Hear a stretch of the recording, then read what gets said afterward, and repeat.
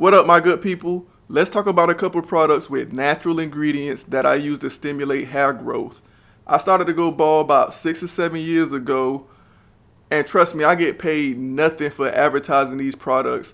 I'm just telling you an experience I went through, and I gained a little hair back. I started to go bald at age 30 from what I thought was male pattern baldness.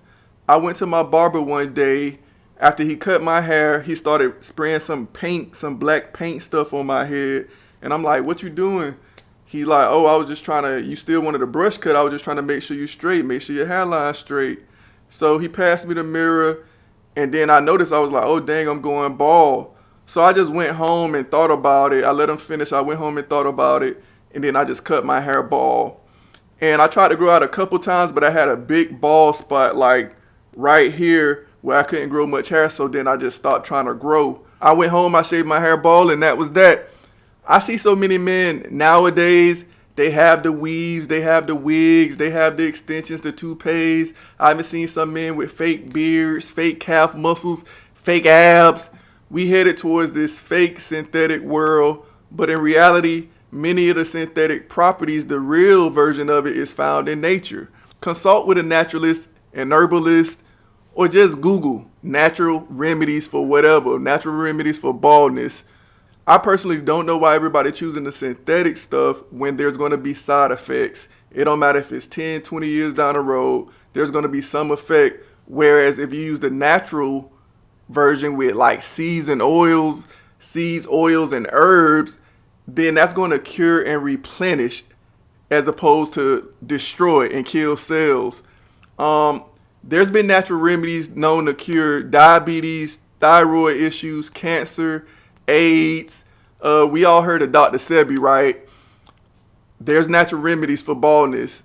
All this natural herbalistic stuff, it applies to bald heads too. Look at my head. Remember I told you I was bald 6 or 7 years. Look at the before and the after on the thumbnail, and these the same plaits from the thumbnail. I just get them retwisted. It ain't perfect. My forehead's still a little on fleek. But I take it. I still feel like at least a few women should be feeding me grapes.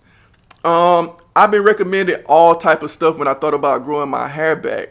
Hair transplants, you know, those scar your head up and they pull hair from here and there. Somebody recommended micro dotting, basically little tattoos printed on, and you keep a low like buzz cut, and they'll just give you the hair where it's missing and give you a good tape line with little tattoos called micro dotting. One of my closest friends, when I first started growing my hair back, he just was like, what are you doing, man? Cut that ish off. Are you having a midlife crisis? You making a damn fool out yourself. I mean, I really wasn't caring what he was saying, but maybe he was just trying to give me good advice. After a couple months of trying to grow my hair back, I asked 3 women, what can I use to grow my hair? And I wanted to use something natural. An herbalist, she told me one thing, shout out to Cher. My mom told me one thing, shout out to Melissa. And a hood cosmetologist, she do hair great, but she ain't licensed, Courtney. She told me one. So I use these 3 products. Wild growth. I use that one. I use Jamaican black castor oil.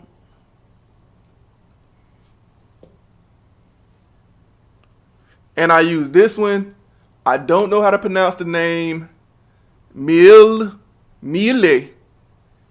But I use this one, and all of them, they composed of natural products, natural herbs, seeds, and flowers and plants. Now, I don't know if I was supposed to use all them motherfuckers at once, but I kind of mix it in, use this one this day, this one another day, keep my scalp moisturized, and I started to sprout. That's all I know. I started to get some strands, and I'm happy with my 2-3 strands. The natural way is always the best because it's the path of least side effects. Nowadays, even my protein, when I work out, I get my protein from my foods, man, because a lot of this stuff is not good for our bodies. Look, our air polluted, our food poisoned, meds have side effects. We using these household chemicals that got poisons, pesticides all around us. If you live to be over 50, 60, half of all adults that make it to elderly age are expected to have cancer at some point in their life, to battle with cancer. Careful with all of these products, all of these synthetic products. Careful with all of these surgeries, because the system gonna leave you assed out. That's just the way it go. Even with all of these surgeries, you probably sign some waiver that's gonna relieve the surgeon of any responsibility for the damages they cause.